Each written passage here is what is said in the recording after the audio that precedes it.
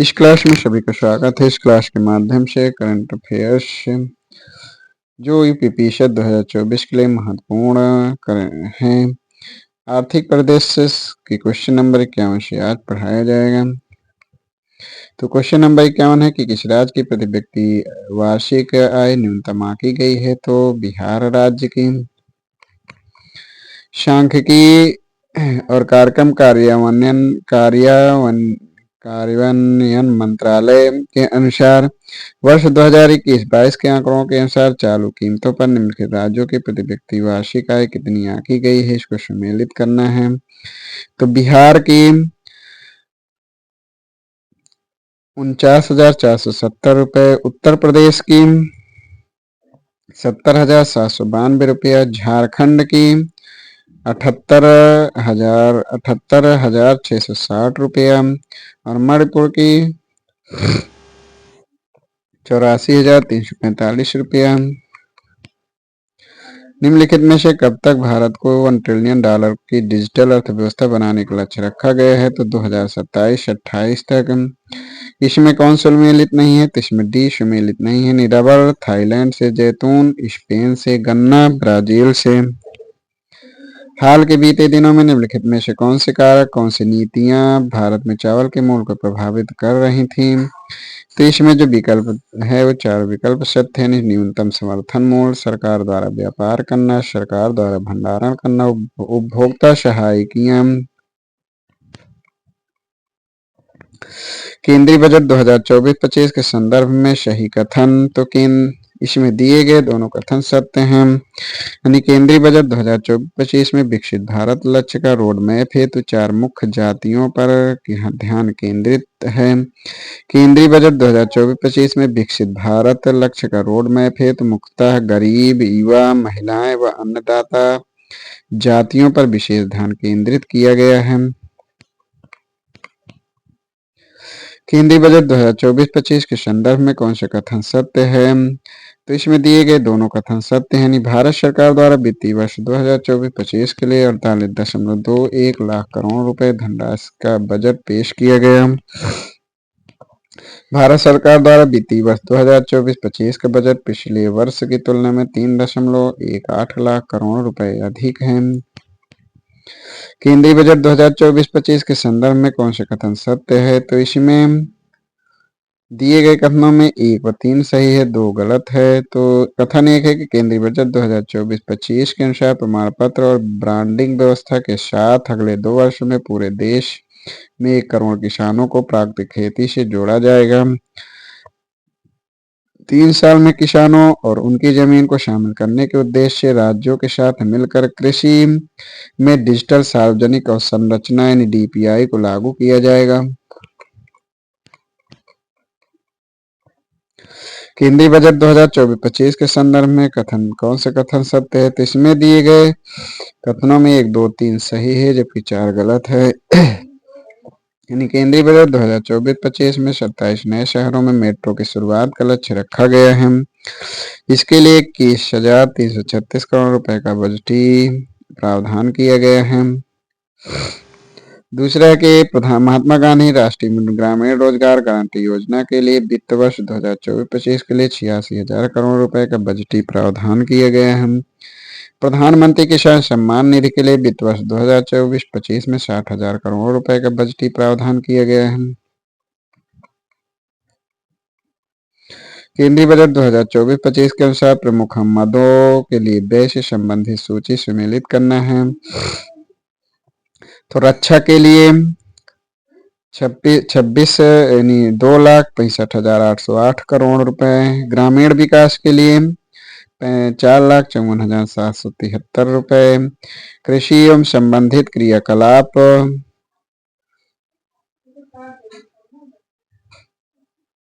4 इसमें रक्षा के लिए 4,54,773 रुपये, ग्रामीण विकास के लिए 2,65,808 रुपये, कृषि एवं संबंधित कार्यकलाप हेतु 1,51,851 रुपया और शिक्षा के लिए 1,25,629 रुपया।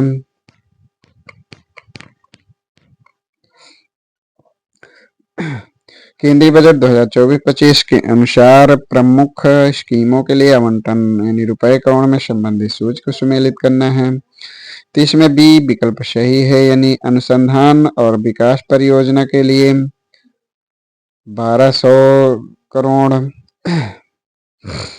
नाभिकीय ऊर्जा परियोजना के लिए 2228 रुपया, सेमी कंडक्टर का विकास और डिस्प्ले निर्माण के लिए विनिर्माण के लिए तो 6903 रुपया, सौर ऊर्जा ग्रिड के लिए 10,000 रुपया करोड़ 10,000 करोड़ रुपया। केंद्रीय बजट 2024-25 के अनुसार निम्नलिखित में से कौन सा कथन सत्य है? तो इसमें दिए गए सभी कथन सत्य हैं।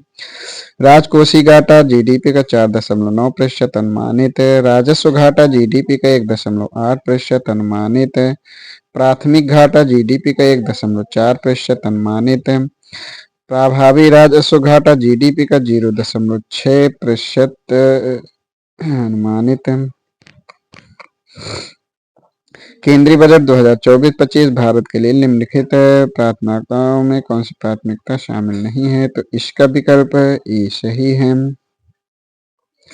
केंद्रीय बजट 2024-25 के संदर्भ में कौन सा कथन सत्य है? तो केंद्रीय बजट 2024-25 के अनुसार 45% भारतीय मौजूदा समय में कृषि क्षेत्र में कार्यरत हैं। ये कथन सत्य है। केंद्रीय बजट 2024-25 के अनुसार देश के जीडीपी में कृषि क्षेत्र को 18.1% योगदान है। ये भी कथन सत्य है। केंद्रीय बजट 2024-25 में अगले 5 वर्षों में रोजगार सृजन तथा कौशल प्रशिक्षण हेतु 2 लाख करोड़ रुपए का बजट में प्रावधान है। ये भी कथन सत्य है। केंद्रीय बजट 2024-25 में कुल परिव्यय में निम्नलिखित में से कौन सा सही नहीं है? तो इसमें सी विकल्प सही नहीं है। निकुल परिव्ययों में ब्याज भुगतान 19%, करों एवं शुल्कों में राज्य की भागीदारी 21%, रक्षा व्यय 8%। निम्नलिखित में से कौन सा केंद्रीय बजट विभाग 2024-25 सम्मानित आवंटित राशि सुमेलित नहीं है? तो इसमें सी सुमेलित नहीं है। प्रधानमंत्री गरीब कल्याण अन्न योजना के लिए 2,05,250 करोड़ रुपए, मनरेगा के लिए 86,000 करोड़ रुपया, प्रधानमंत्री किसान सम्मान निधि के लिए 60,000 करोड़ रुपया।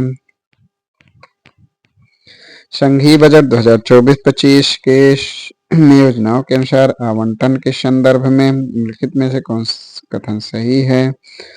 तो इसमें दिए गए दोनों कथन सही हैं। केंद्रीय बजट 2024-25 के अनुसार पीएम सूर्य घर मुक्त बिजली योजना के लिए 6,250 करोड़ रुपया आवंटित है। केंद्रीय बजट 2024-25 के अनुसार प्रधानमंत्री अनुसूचित जाति अभ्युदय योजना यानी पीएम अजय के लिए 2,140 करोड़ रुपए आवंटित किया गया है। वर्तमान मूल्यों पर समग्र यानी जीबीए में भारत की राष्ट्रीय आय में कृषि का योगदान लगभग 17.7% है।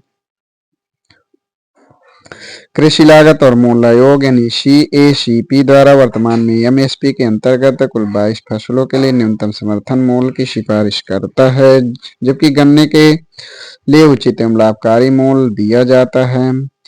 तो यह कथन सत्य है। अधिदिष्ट फसलों में 14 खरीफ फसलें, 6 रबी फसलें, 2 अन्य वाणिज्यिक फसलें शामिल हैं। भी कथन सत्य है। भारत के प्रधानमंत्री की अध्यक्षता में आर्थिक मामलों की कैबिनेट समिति यानी CCEA एमएसपी के स्तर पर अंतिम निर्णय लेती है। ये भी कथन सत्य है। कृषि लागत और मूल्य आयोग के निम्नलिखित में से कौन सा उद्देश्य है? तो इसमें दिए गए कथनों में 1, 2, 3 तीनों सही हैं। यानी इसके जो उद्देश्य है कृषि मूल्यों का स्थिरीकरण, कृषकों के लिए सार्थक वास्तविक आय स्तरों का सुनिश्चय, लोक वितरण पद्धति के माध्यम से उपभोक्ताओं को आवश्यक कृषि फंड उचित दरों पर उपलब्ध करवाकर उनके हितों की रक्षा, ये 3 उद्देश्य हैं। मूल्य जिस पर सरकार खाद्यान्न का क्रय करती है तो वह अधिप्राप्य मूल्य कहलाता है। 2023-24 के दौरान भारत में आए 44.43 अरब डॉलर का प्रत्यक्ष विदेशी निवेश प्राप्त हुआ, जिसमें जिसमें निम्न देश का सही अवरोही क्रम क्या है? तो इसमें सिंगापुर, मॉरिशस, अमेरिका, यानी पहले शीर्ष पर सिंगापुर, फिर मॉरिशस, फिर अमेरिका।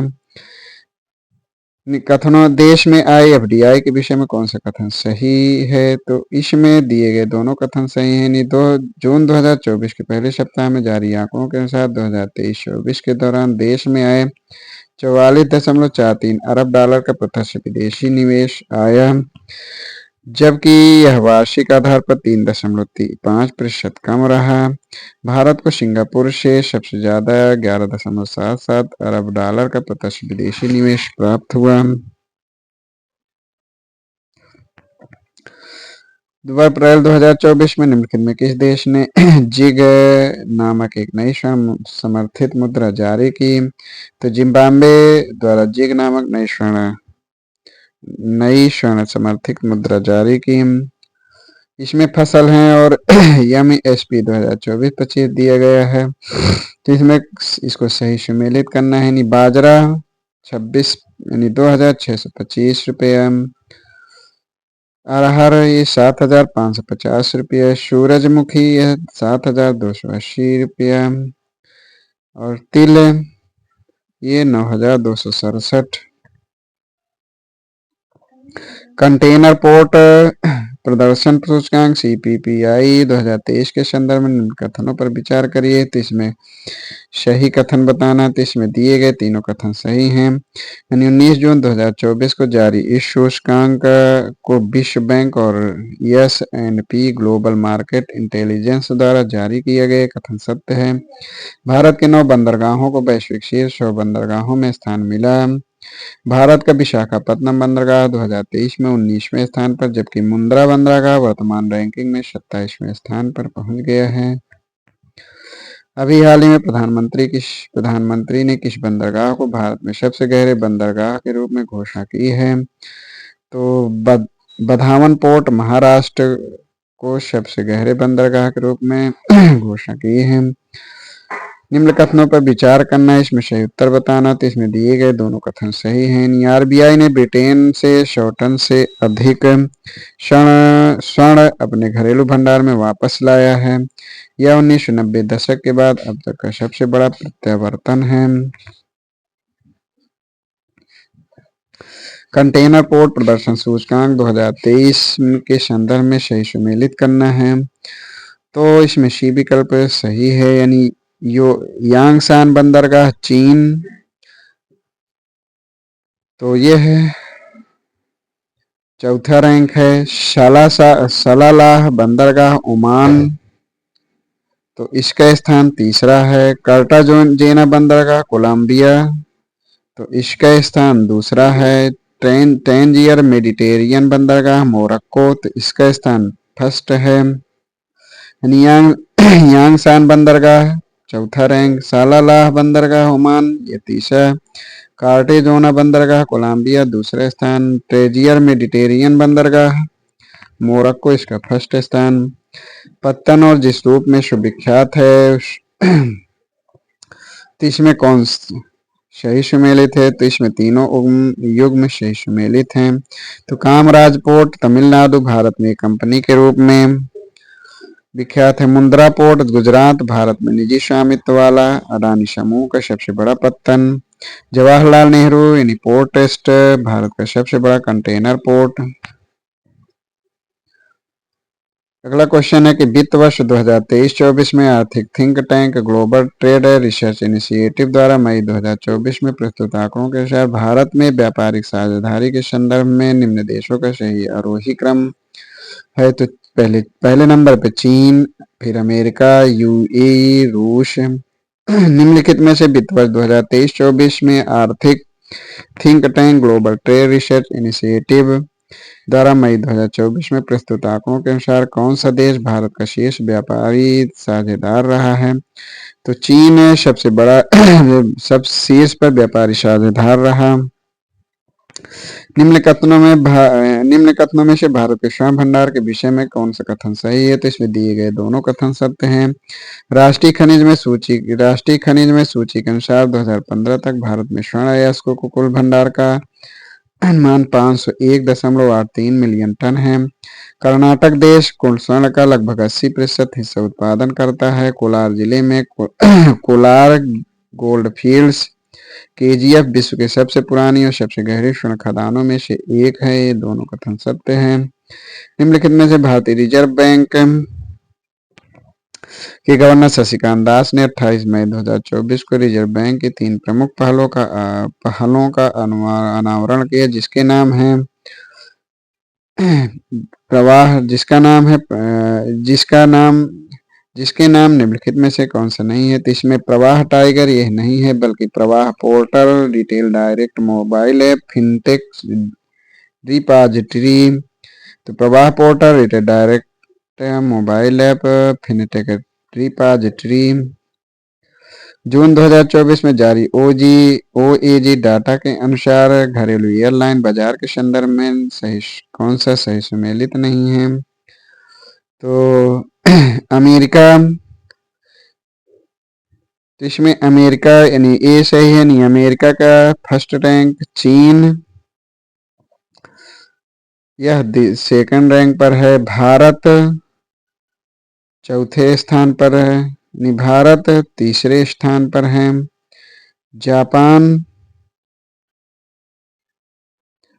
जापान चौथे स्थान पर, भारत तीसरे, जापान चौथे, ब्राजील इसमें 5वें स्थान पर है। तो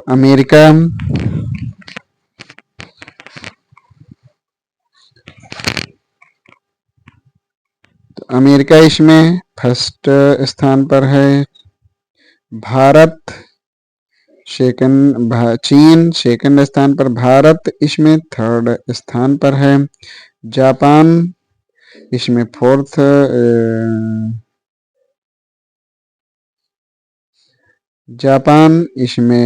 फोर्थ स्थान पर है और ब्राजील इसमें 5th स्थान पर है।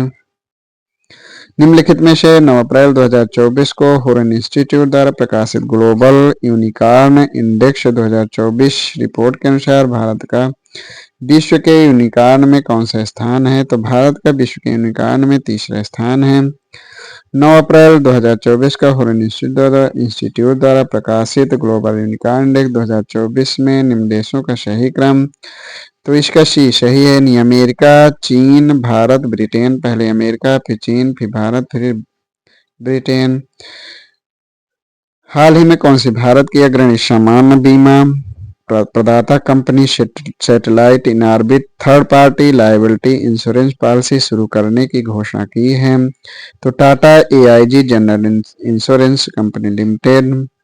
प्रतिष्ठित अमेरिकी टाइम मैगजीन ने साल 2024 के लिए दुनिया की सबसे प्रभावशाली कंपनियों की सूची में मई 2024 के अंतिम सप्ताह में जारी की। शीर्ष 100 कंपनियों में 3 प्रमुख भारतीय कंपनियां हैं, Reliance industries, serum institute of India, Tata group. अमेरिकी टाइम मैगजीन ने रिलायंस और टाटा ग्रुप को 5 श्रेणियों में किस श्रेणी में स्थान दिया है? तो टाइटन्स श्रेणी में स्थान दिया है। प्रतिष्ठित अमेरिकी टाइम मैगजीन ने सीरम इंस्टीट्यूट ऑफ इंडिया को 5 श्रेणियों में किस श्रेणी में स्थान दिया है? तो पायनियर्स श्रेणी में, यानी सीरम इंस्टीट्यूट को पायनियर श्रेणी में। टाइम मैगजीन ने भारत के किस कंपनी को भारत के विकास रथ की उपमा दी है? तो रिलायंस इंडस्ट्रीज को। अरबपतियों की फोर्ब्स सूची 2024 में आने वाले देश का सही आरोही क्रम है। तो अमेरिका, चीन, भारत, शीर्ष पर अमेरिका, फिर चीन, फिर भारत। इसमें है नाम देश का और रैंक, यानी शीर्ष 4 अरबपतियों के संदर्भों में नाम और रैंक। तो बर्नार्ड एर्नाल्ट ये फ्रांस के हैं, इनका जो स्थान है first rank. Elon Musk America, इनका स्थान सेकंड। जेफ बेजोस अमेरिका के, इनका स्थान तीसरा है। मुकेश अंबानी भारत के, इनका स्थान 9वां है।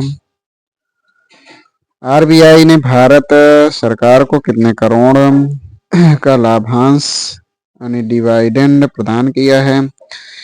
तो 2.11 लाख करोड़ रुपए का। शीर्ष 4 भारतीय अरबपतियों के संदर्भ में नीचे दिए गए कथनों को सही सुमेलित करना है। तो इसमें मुकेश अंबानी रिलायंस इंडस्ट्रीज का इनका जो रैंक है वो 9वां रैंक। गौतम अडानी यानी अडानी समूह का इनका रैंक फर्स्ट यानी 17 रैंक। शिव नाडार एचसीएल इनका रैंक 39 रैंक। सावित्री जिंदल यानी ओपी जिंदल समूह इनका स्थान 46वां।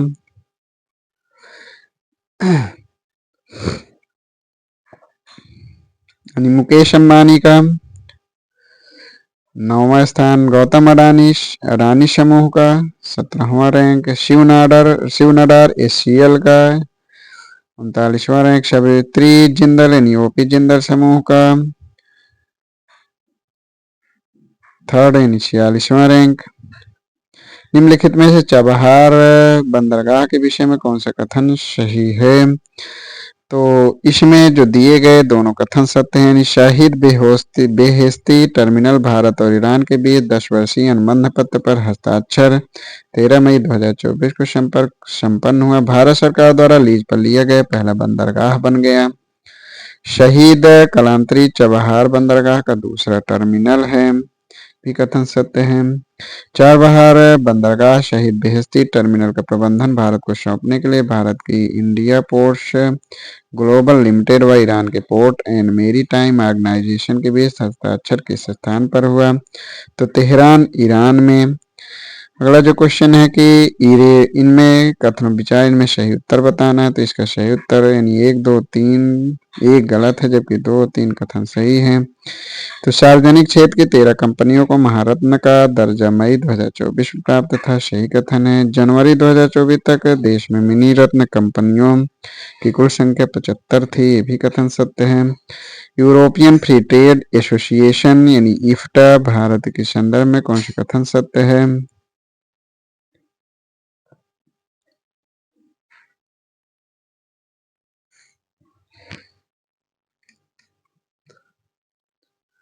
तो इसमें दिए गए दोनों कथन सत्य हैं। भारत ने 4 यूरोपीय देशों के समूह यूरोपियन फ्री ट्रेड एसोसिएशन के साथ एक स्वतंत्र व्यापार समझौते पर हस्ताक्षर 10 मार्च 2024 को किए हैं।